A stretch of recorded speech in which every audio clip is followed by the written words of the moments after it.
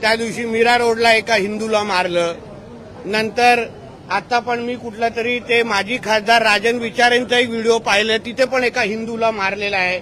एवढा ढोंगणात ताकद आहे ना, जाऊन मोहम्मद अली रोड आणि नल बाजार, भेंडी बाजार मध्ये एका कोणाला तरी दाढी आणि गोल टोपीवाल्याला कानफडीत फडवा ना. ढोंगणात ताकद आहे ना तुमच्या. ते काय मराठी, शुद्ध मराठी बोलतात की काय? त्यांच्या थोबाड्यातून कधी आम्ही मराठी ऐकलं नाही, अल्लाहू अकबर सोडून. मग तिथे का नाही त्यांचे थोबाड फोडायची हिंमत करत? तिथे का नाही एका फेरीवाल्याला पकडत? आमच्या कुठल्याही हिंदूला अशा पद्धतीने कोण मारत असेल तर आमचं सरकार नक्की कारवाई करणार. हे हिंदूंनी बसवलेलं सरकार आहे, हिंदुत्वादी विचाराचं सरकार आहे. म्हणून असे कोण काय करत असतील त्यांना मी गाडी देतो, जा ना आता नळ बाजारला जाऊन उभा राहा.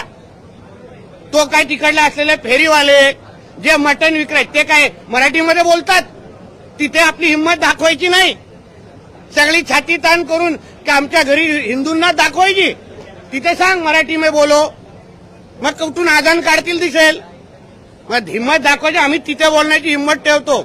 आणि बाळासाहेब ठाकरेंच्या विचारात चालणारे शिवसैनिक आहे ना, हे नलबाजारमध्ये जाऊन कान फोडवतील आणि त्या लोकांना तोंडाने मराठी काढतील, गरीब हिंदूंना मारणार नाही. म्हणून अशा पद्धतीचे प्रकार वारंवार अगर आमच्या हिंदूंवर होत असतील ना, तर आमचं पण सरकार तिसरा डोळं उघडेल, हे तरी लक्षात ठेवावं.